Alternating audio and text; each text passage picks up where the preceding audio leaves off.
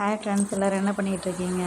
So இந்த group 2 exam இருந்ததுனால பார்த்திங்க அப்படின்னா ஒரு வாக்கிங் எதுவுமே செய்யவே முடியல. எக்ஸாம் படிக்கணும்னு இருந்ததுனால வீட்டையும் சரியாக க்ளீன் பண்ண முடியல. பசங்களுக்கு நிறைய என்னால் செஞ்சு கொடுக்கவே முடியல. இங்கே பாருங்கள், ஃப்ரிட்ஜெலாம் ஒரு 1 வீக் மேலே க்ளீன் பண்ணவே இல்லை. ஸோ எக்ஸாம் முடிஞ்சோடனே இப்போ தான் ஒரு 2 நாள் ரிலாக்ஸ் ஆனேன். ஸோ இதுக்கப்புறம் கொஞ்சம் கொஞ்சமாக வீட்டு வேலையெல்லாம் க்ளீன் பண்ணிடலாம் அப்படின்னு நினச்சி இன்றைக்கி கொஞ்சம் கொஞ்சமாக க்ளீன் பண்ணலாம் ஸ்டார்ட் பண்ணிட்டேன். இங்கே பாருங்கள், எவ்வளோ குப்பை பாருங்கள். இல்லை சும்மா கவர் கொஞ்சம் கட்லுக்கெல்லாம் கொஞ்சம் நிறையா இருந்துச்சு. ஸோ எல்லாத்தையும் கிளியர் பண்ணியாச்சு இன்றைக்கி. ஸோ ஹவுஸ் ஒய்ஃபோட பிரச்சனையே இதாங்க. நமக்கு வேலையும் அதிகமாக இருக்கும். வேலை செய்ய நமக்கு டைம் எடுத்துச்சு அப்படின்னா நம்ம க்ளீன் பண்ணுறதுக்கே டெஃபினட்டாக நமக்கு 1 ஹவர் மேலே ஆகும். நான் அப்போ நினப்பேன், சரி ஓகே, இந்த 1 ஹவர் நம்ம ஒரு 4 கொஷின்ஸ் படிக்கலாம். எக்ஸாம் முடிஞ்சதுக்கப்புறம் நம்ம ஃப்ரீயாக தானே இருப்போம், நம்ம இந்த வேலையெல்லாம் அப்போ வச்சுக்கலாம் அப்படிங்கிறதுனால நிறைய பெண்டிங்கில் வச்சுக்கிட்டே இருந்தேங்க.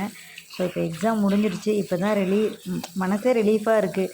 ஒரு வாக்கிங் போகணும், ஒரு நல்ல ஃபுட்டு சாப்பிட்ணும், ஒரு வெளியில் பார்க்குக்கு போகணும் அப்படின்னா கூட மனசு கஷ்டப்பட்டுக்கிட்டே இருந்துச்சு, ஐயோ போவேணாம் அப்படின்ட்டுன்னு.